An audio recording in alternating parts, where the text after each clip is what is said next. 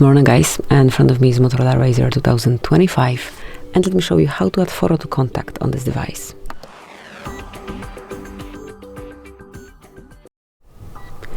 So at first, open your phone dialer, then go to the contact that you wish to personalize, mark edit, and now click on add picture.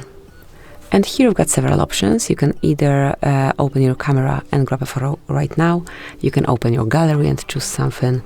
You can go with one from your Google Photos or from one from illustrations. Just pick it and then apply. Let me go with something from my gallery. For example, this one. Then customize it however you like. Tap on choose and mark save to apply the change. And that's it. As you can see, the photo is already added. Thank you for watching.